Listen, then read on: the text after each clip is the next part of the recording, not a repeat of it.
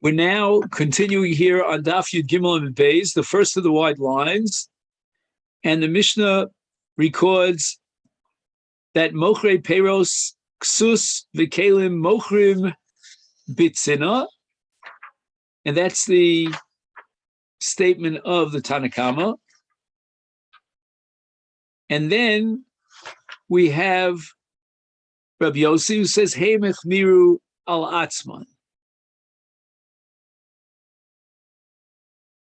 So the Gemara now vacillates about Rabbi Yossi and his relationship to the Tanna Kama. Boilahu, Hey Mechmiru al Atzman Delo Avi Avdi Klal, O Dilma Dahavi Avdi Bitzina. What are the two tzadim in this suffix? The vacillation here is whether or not the Tanna Kama is machmir or mekil, and Rabbi Yossi the opposite. And we say the following: if what Rabbi Yossi meant was hechmir al atzman lo avdi klal, they would refrain from work altogether. That certainly is a chumrah because Tanna Kama allowed the work in private bitzina. If, on the other hand, the hechmir al atzman was bitzina, that indicates a kula, that the hechmir al atzman means that's not mikra adin. Mikra adin, they could have performed the work publicly. They weren't obligated to work in private bitzina, but rather hechmir al atzman. The Tanna Kama holds that they're obligated, and they could only do the work if it's bitzina, which would mean that the Tanna Kama is the machmir and Dafka Rabbi Yossi is the mekil. So according to the first side, hechmir al atzman lo avdi klal, then obviously Rabbi Yossi is being machmir, and they didn't do any work on Chol Moed at all, not even bitzina. Tanna Kama would allow bitzina. O Dilma, on the second side of the Gemara, Davi Avdi Bitzina, it means that they did do the work Bitzina, but that was a chumrah. And Mikra Adin, they weren't required to do it Bitzina. It means the Tanna Kama is the machmir, insisting that Bitzina is a precondition, and they're obligated to do the work Bitzina. And Rabbi Yossi Dafka is the mekil. Tashma. We have a brisa that says Mochre Peros Ksus V'Kelim Mochrim Bitzina L'Torcha Moed. According to Tanna Kama, in all these cases, when they're selling, let's say, clothing, fruits, clothing, utensils, and so forth, all things that could be used L'Torcha Moed, then all you need is Bitzina. Once you fulfill Bitzina, it's fine. Rabbi Yossi Omer, Tagore Tveria Hemechmir al Atzman Shelo Yumochim Kol Ikar. And he's telling you that wherever they took that chumrah, they took it upon themselves not to sell neither fruits, nor clothing, nor kalim. Again, almost a repeat in the end of this brisa, Sadeh Chayos V'Yofos V'Dogim Tzorech Sadim B'Tzina L'Torcha Moed. So if they're trappers, or they're trapping fish or birds, and it's all for the needs of the Moed, then they're allowed to do it as long as it's bitzina. And Rabbi Yossi Omer, et tzadei yakom hem chmir al atzmam shelo yitzadim kol ikar. They would not do any of these trappings or any of these kind of grabbing onto the fish and birds and so forth and so on, even bitzina. So it means that obviously Rabbi Yossi is the one through hechmir al atzman who's the machmir.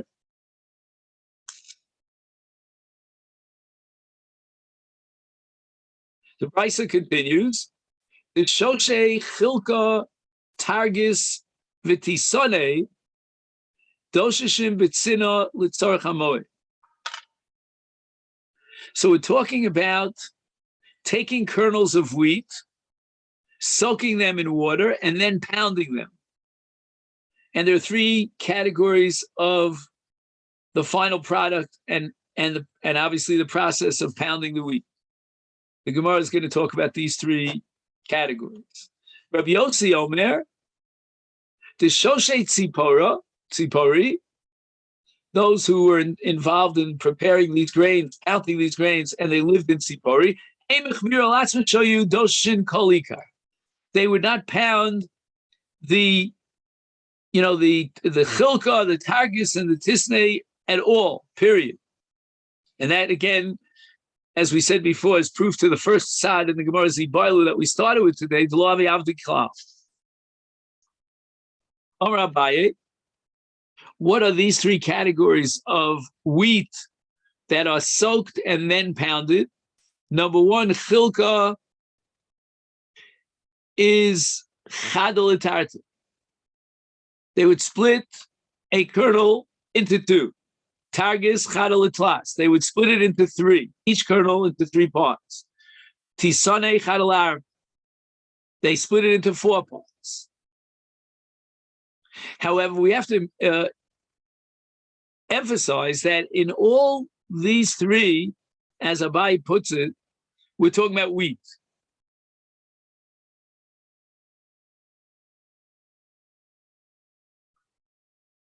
Kiyosar Avdimi Omar, he disagrees with Abaye. He came from Eretz to Babel and he says, kunta, that chilka is not made of wheat at all, but rather of spelt, which is one of the 5 species of grains. So in the case of chilka, according to Avdimi, the chilka are kernels of spelt that are soaked in water, and then we remove the covering, the hulls, from outside the kernels. So it means that according to Avdimi, chilka is not made of wheat, and the kernels are not split. Meisvei, the Gemara asks a kasha Avdimi from a Mishnah in Masechet Machshirin. In order for something to be metabel tuma food stuff, it has to be first soaked, or it has to come in contact with water. Is chilka targis v'tisonei tmei b'chol makom. Now the chiddush here of b'chol makom is that these foods are susceptible to tuma, whether in the villages or in the cities. Now, when you pound these kernels and you make flour out of it, then since in the first stage of this process, they soak it in water, it's already mukshal kabel tumah, it'll therefore be makabel tumah. But here we differentiate between the villages and the cities. Flour that originated in the village is not susceptible to tumah because the villagers are not particular about the purity of their flour. They do not bother soaking the grain in water to remove all the bran. And therefore, if the grain never came in contact with water, it's not mukshal kabel tumah. But flour originating in the city is mukshal kabel tumah because the city people demand clean flour. They first have to grind the kernels. They soak them in order to remove the bran. And once they were soaked, that's the contact with a machshel kabel tumah.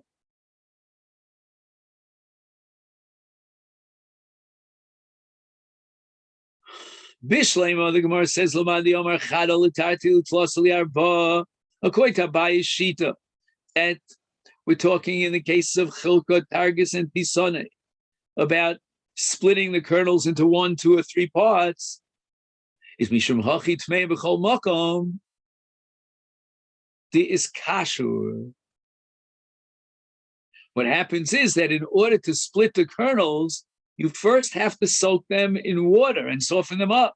And therefore they have contact with a machshir of mayim. And therefore it's mukshal kabel tumah. Elaman the Omer kunita.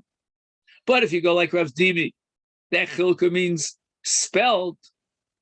Amai tmei b'chol makom. Why should they always be tameh?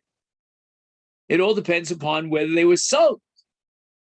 And herein lies the difference between the villagers and the big city slickers. And the big city slickers, they demand clean flour. As we said before, they grind the kernels and they soak them in order to remove the bran.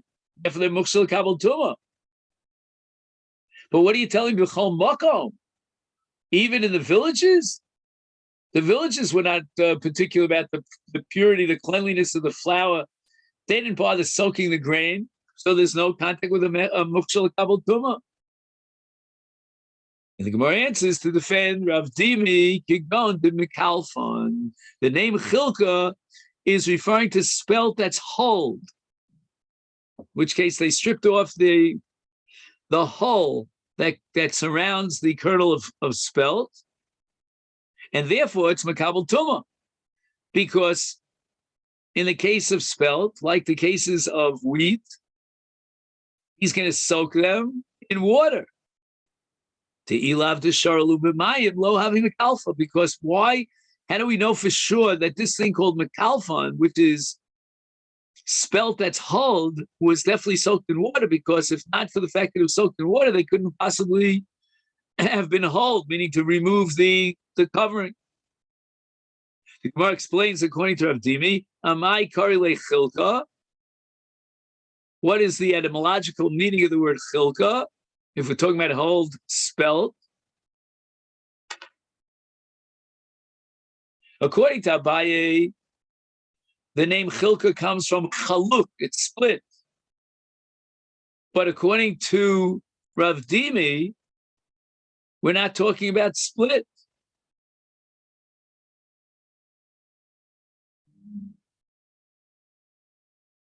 And we're talking about spelt.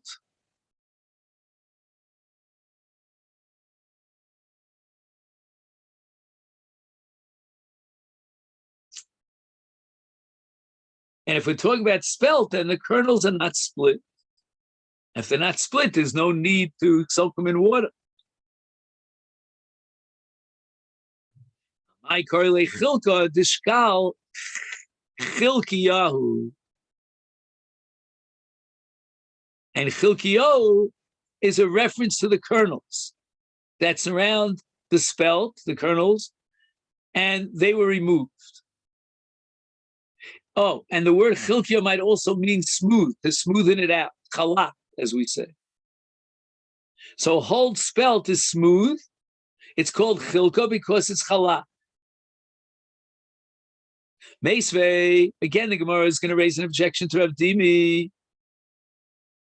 Hanodim and Adagon asur af bepula mitri yovich. The person takes a neder and he enjoins himself from having any benefit, or at least from achila, eating dagon. Dagon includes the 5 species of grains, which are called dagon because the lashon digun. Digun means you throw it up and winnow it. And included in his neder of dagon is pul hamitri hayavish, a dry Egyptian bean. When a person takes a neder, then he has in mind the popular usage of the word. And now we're studying the Shita Rabbi Meir, that people refer to Egyptian beans as dagon. And why? Because they like dagon, are stored in piles. You pile one up on top of the other. So if a person takes a neder to abstain from dagon, he's not allowed to eat Egyptian beans because they, like dagon, are stacked up in piles. Umuter balach, but if he has not dried beans, Egyptian beans, but fresh Egyptian beans, then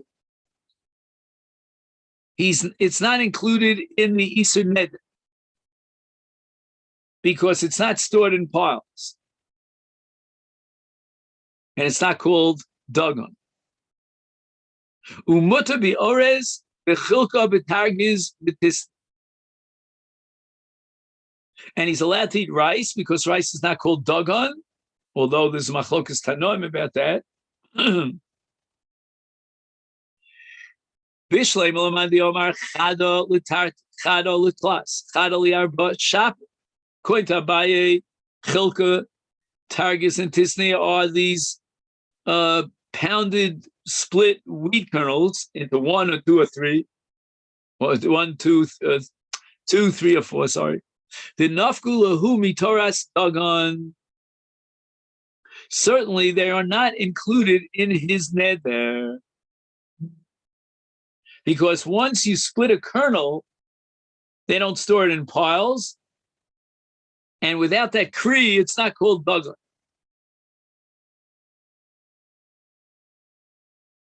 So we now understand very well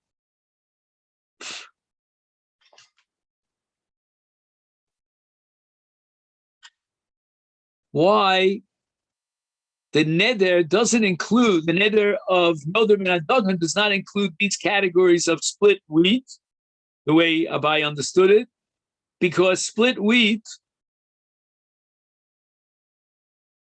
are not stored in piles. They are like fresh beans, those Egyptian beans. Is therefore nafkalu mitoras dagon. They cannot be classified as dagon, and therefore they're not included in his net. El laman diyama kutana. If you're going to go like the man who says that chilka is spelled like Rav Dimi said it, dagon mi'alyu. Why isn't it included in his neder? It's mamish dagon. It's full-fledged dagon. It's one of the 5 species of grains.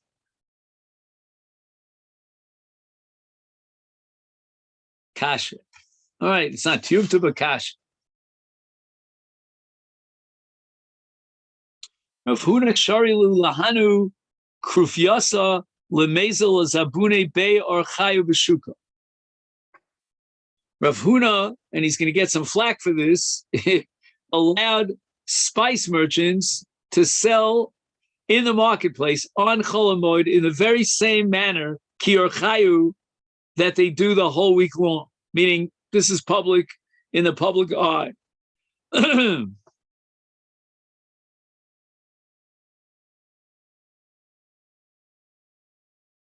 And we're tempted to think that the people will buy these spices and use them on the Moed, so therefore it's a tzorchei Moed.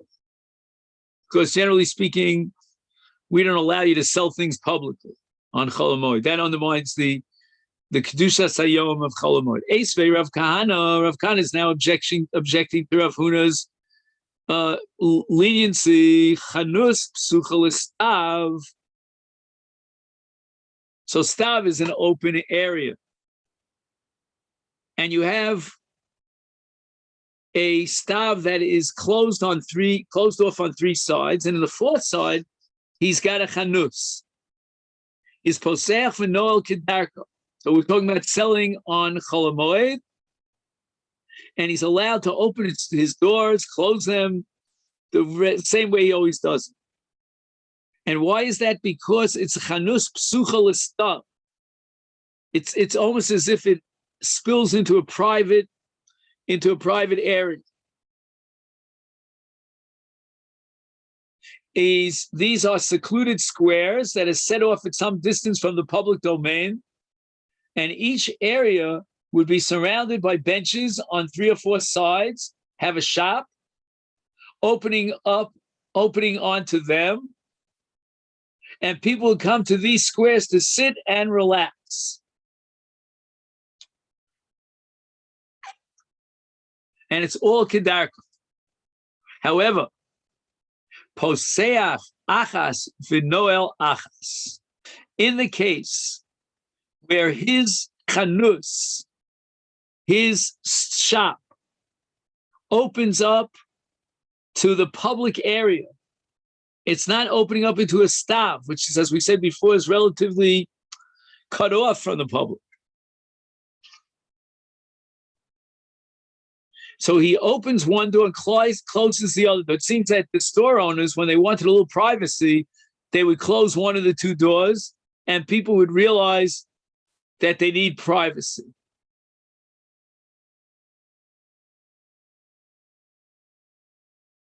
And now with regard to these shops that open up into a stav, in a sense, the owner of the shop, of the chanus, has to sort of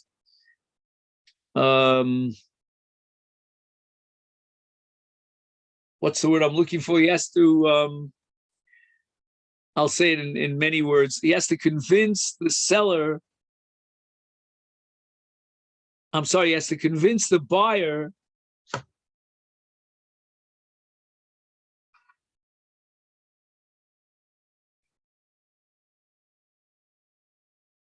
that this is not a good time to buy. And that's true the whole year round. When the shopkeeper wants privacy, he closes one of the two doors. Apparently, they had two ways, one door going in, one going out. When one of them was closed, that was like a sign to the public that this is not a good time to buy. And that's enough to be matir on Chol Moed. Because once he closes one of the doors and he sets himself up in privacy, then any selling process was really curtailed. Because the passers-by were reminded that this is not a regular business day, that there are restrictions on buying and selling on this day of Chol Moed. And the ultimate goal is to avoid a situation where the observer might assume that you're allowed to do commerce on Chol Moed. Now we get to Erev Yontif Ha'achron Shel Chag. So the last day of the Chag is Shmini Atzeres, and in the evening of the 7th day of Sukkot going into the 8th, Motzi Uma'ater Es Shukei Ha'ir Beperos B'Shvil Kvod Yontif. A shopkeeper takes out whatever he needs, fruit, anything to adorn the marketplace. And this is all in honor of Shmini Atzeres. Shmini Atzeres was a big deal.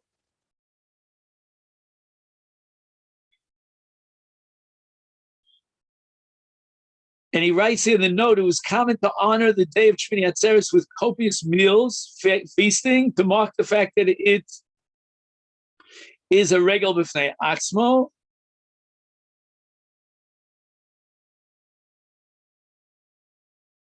And if you witness the preparations, then all these fruits and so forth, you realize that this is a buying and selling for the purpose of the Moed. We're not going to assume that this is commercial.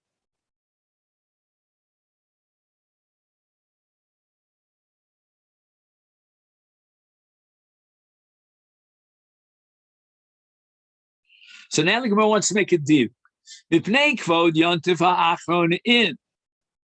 You're allowed to sell your wares publicly because of Kvod Shmini Atzeres.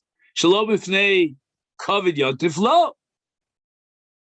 If he's selling on Chol Moed and it's not for the yontif, then he's not allowed to do so. So it's quite clear that selling on Chol Moed is not allowed publicly.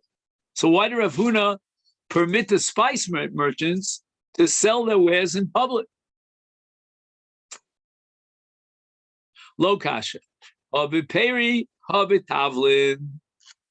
The Brisa is referring to peri. And people buy fruits in a relatively large quantity, and it looks like the shopkeeper in selling these peros is engaged in anything but litzorech hamoed, and therefore we're not going to allow him to do this publicly, where people might come to the wrong conclusion that purchasing and selling is mutter on Chol Moed. But in the case of Rav Huna, we're talking about tavlin. And people generally purchase spices in very small amounts. And therefore it becomes clear to all that the shopkeeper is engaged in business which is l'tzarech hamoed. And therefore he doesn't have to sell it in private. Adron alecha mi. And now we take a look at the Mishnah that opens up the third parak of Moed Katan. The Elu Megalchim b'Moed. The following people are not included in the original Isa, the Takana that prohibits cutting hair, and we'll see other Isurim.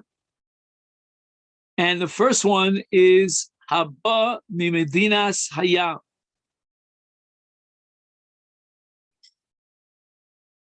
In other words, he came on a long journey, a long trip from a far-off place. He didn't have time to take a haircut. So it wasn't as if he was postponing his haircut for Chol Moed. And therefore, he's not included in the original Isa. Next to Beis Hasurim, he just got out of jail.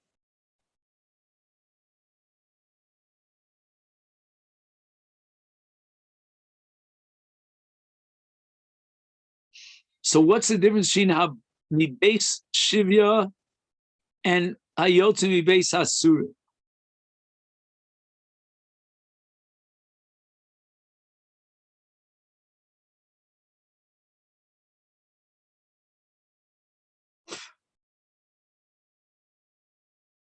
If one was imprisoned, and as a prisoner he was not allowed to take a haircut, of course he's not interested in his appearance in any event. He's in a state of incarceration. Anyway, this situation is analogous to one who had no opportunity to cut his hair, and therefore he's permitted to do so during Chol Moed. So too,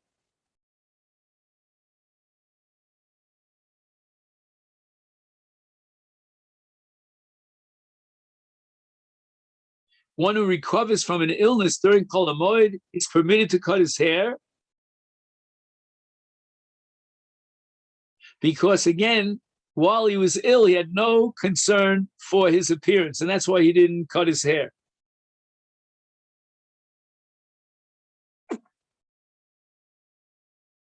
Vayotzi mi Beis Hasurim. Okay, we spoke about that.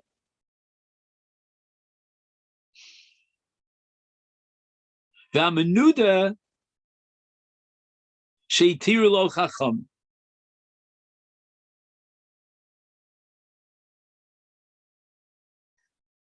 So the word menuda comes from the word nidui, and in English it's called a ban, B-A-N. And it's a form of curse that's pronounced under certain specific circumstances if he violates religious law. And this is all codified in the 6th chapter of Hilchos Talmud Torah in the Rambam.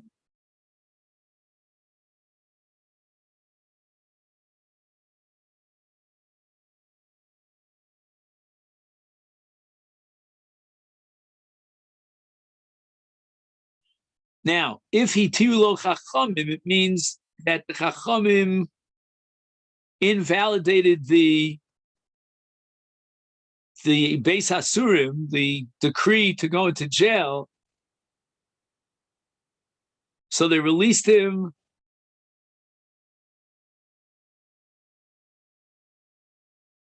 from his vow. So before Yontif, he vowed not to cut his hair. On Chol Moed, he asked a Yachid Mumcha, one of the sages, to annul his neder.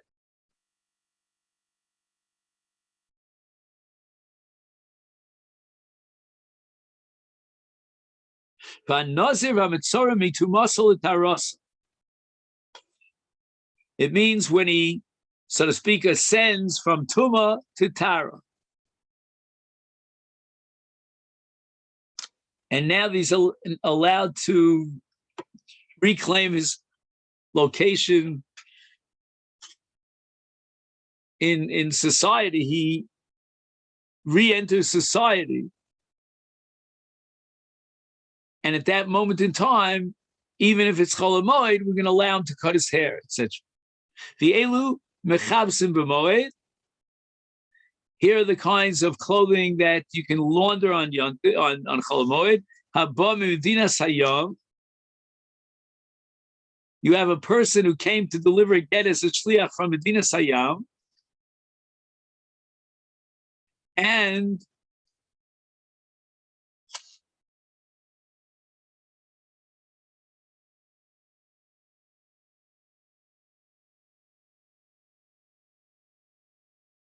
Misha Nishal Chacham Behutar. He took a neder and he came to the Chacham asking for the Chacham to be matir the neder.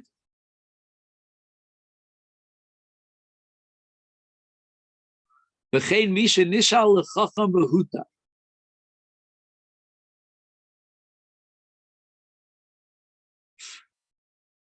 So that's called the Shelas Chacham, to be matir neder. V'nazir ha'mitzora mitumasol l'taros.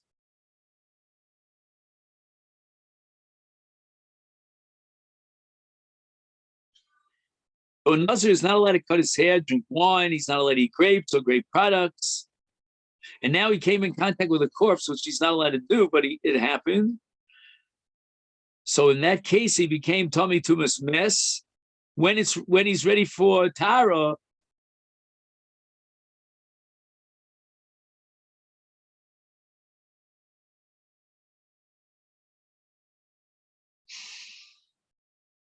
it's Chol Moed. So now he has to cut his hair on the 7th day of the process of Tara. And that's true for Mitzorah, who is Mitum Aso L'Taros.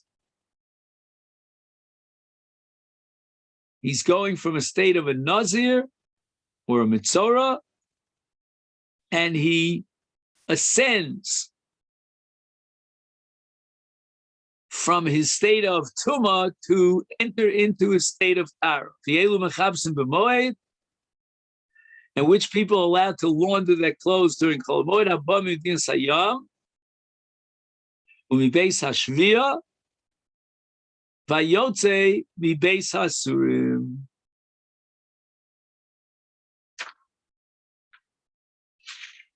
Now let's see if we can make some progress here with the Mishnah on Daf Yudalit, which is tomorrow's Daf. Umenuda Sheitir Lo Chachamim.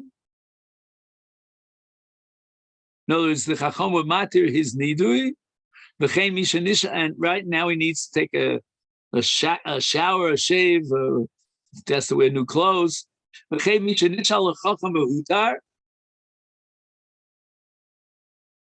So we're talking about someone who is matir neder,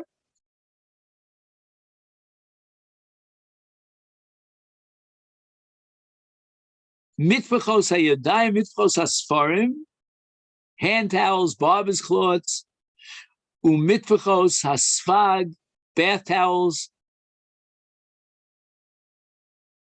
hazovin vazovos vanidos vayoldos, kola olim mitumasol l'tara, arelu mutarim v'shar kolodom asum.